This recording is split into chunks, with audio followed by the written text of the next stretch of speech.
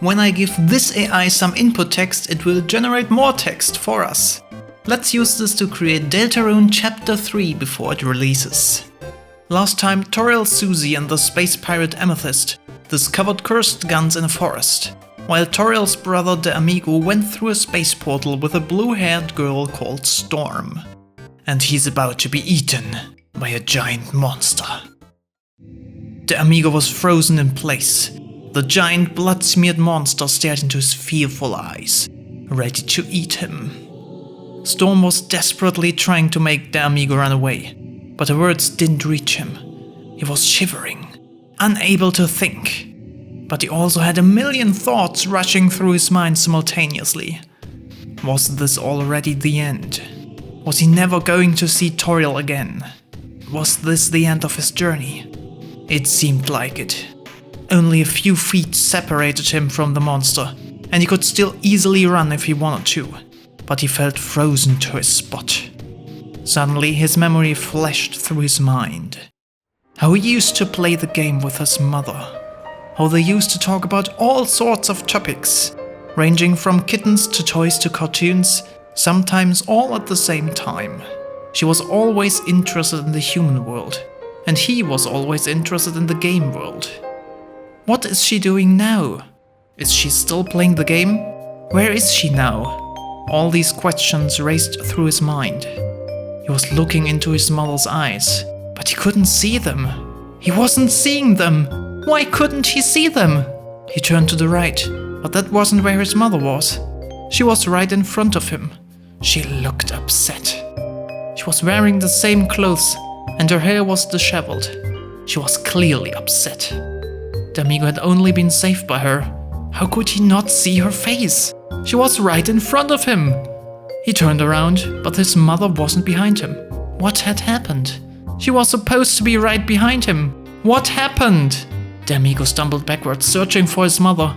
He turned to the left, but it wasn't where his mother was. She was still behind him.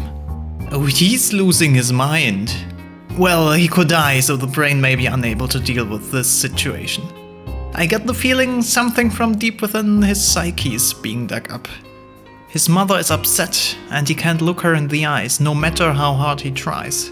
There must be something he deeply regrets. De Amigo was having flashbacks of his mother as the giant blood-smeared monster approached him. Storm was watching the events unfold in horror. She couldn't save him, nor was he able to save himself, it seemed. His mind just could not comprehend the situation. The monster got closer, eager to eat De Amigo.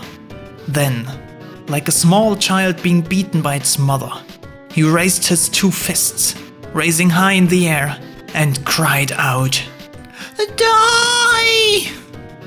As the monster flew towards him, De Amigo opened his eyes again. He was back in his room, in his bed.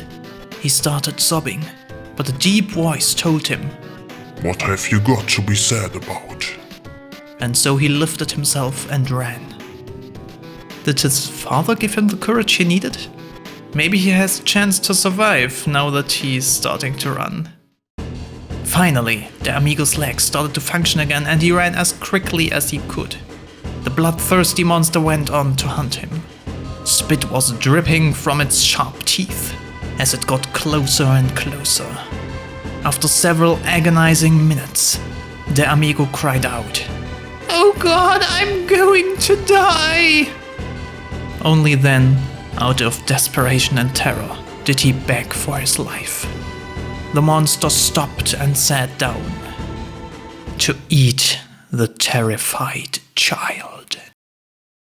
And that is the end of Toriel's brother. He was nice to have around, but didn't last very long. Toriel will be so heartbroken when she finds out about it. The giant monster ate him in one piece. He had no chance. Storm fell down on her knees and cried. The moment of De Amigo's death was now burned into her mind for all eternity. She felt so helpless, useless, devastated. "Oh no, I'm too late," Narlik said to himself, who just arrived. He passed the monster behind its back and ran to Storm to comfort her. The monster did not notice him since it was distracted from eating. Storm was looking at Narlik with tearful eyes, unable to speak. The monster swallowed her whole, totally unaware that she existed or that she was about to die. Then he started eating the girl's heart. He gulped it down as he killed her. It wasn't hard, the girl was defenseless. He finished her off. He had no doubt about it anymore. He now was the Lord of the Cosmos. That was rough. I just killed Storm too. Oh no. That monster shows no mercy.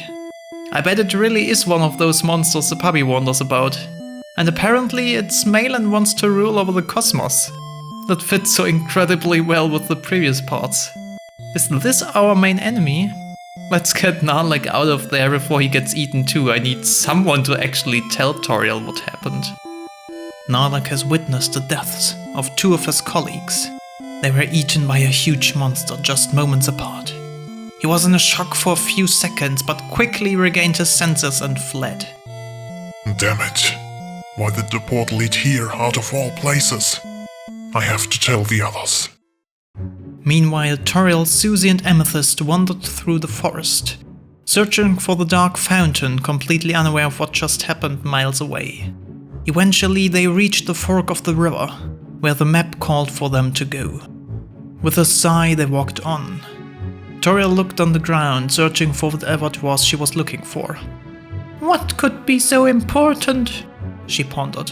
As she picked up a crystal from the ground, she noted a small shimmer in the middle of the clearing. I should find out why this place is so special. The sound of rustling leaves filled the area. Hi-de-ho! Toriel gasped. She turned around and saw a fully grown abominable snowman. Roar! The snowman shrieked. Toriel grabbed a nearby tree and began throwing it in the snowman's direction. Oh, she is powerful! The snowman just kept running, and now he was joined by a small group of other snowmen. Toriel ducked out of the way as more snowmen came out of the trees. Of course, you should always expect to run into evil snowmen in the forest. They are natural habitat. This story is so weird. Where do you think you're going? Don't worry, I'll get you, Toriel heard a familiar voice say.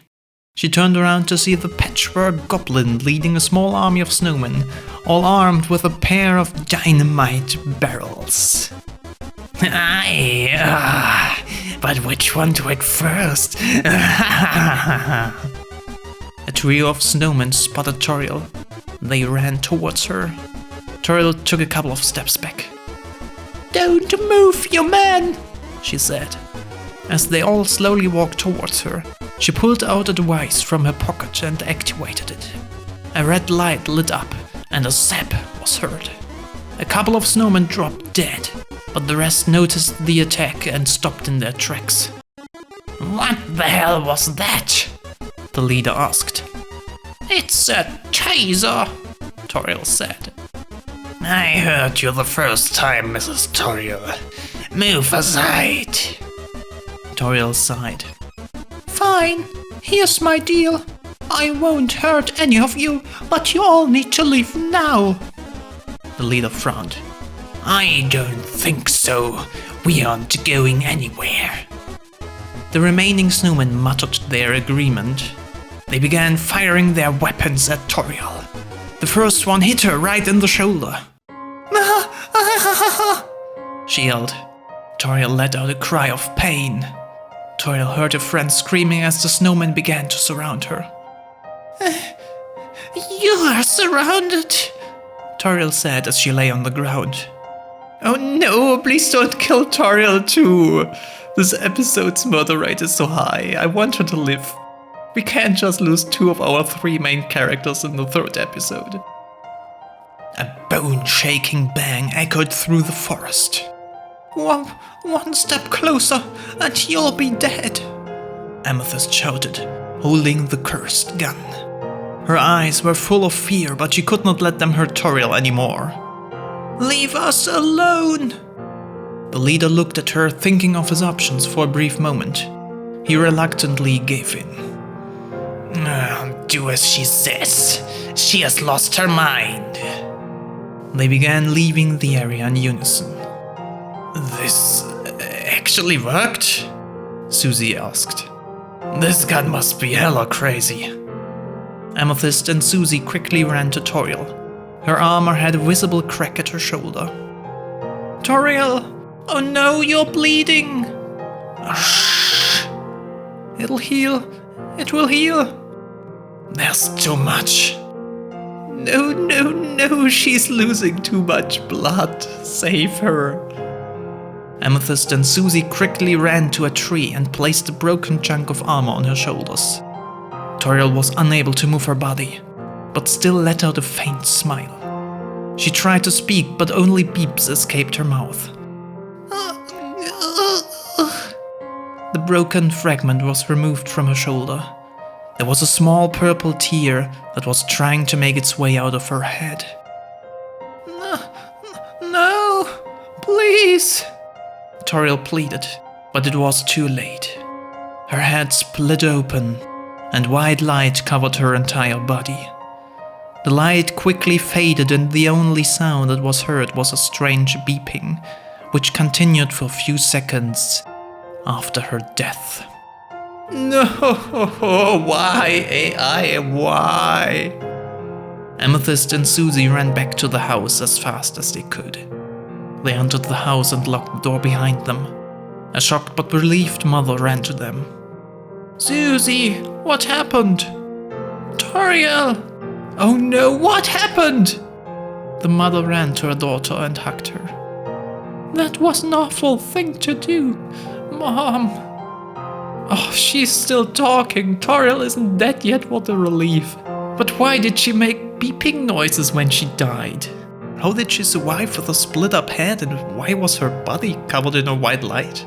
This all sounds like she's, well, a cyborg? A Torinator, if you will? But the AI may have other plans. Toriel, you're alive! Susie exclaimed. But your freaking head was split open. How did you survive that? Amethyst was just as perplexed. They had witnessed a true miracle. Toriel, who was severely wounded but still conscious, was laying in her mother's arms. Don't worry, I will fix you, darling, she said to her daughter. Will she succumb to her injuries or survive? And will Nalek tell her that her brother died? Find out in the next part of AI Rune.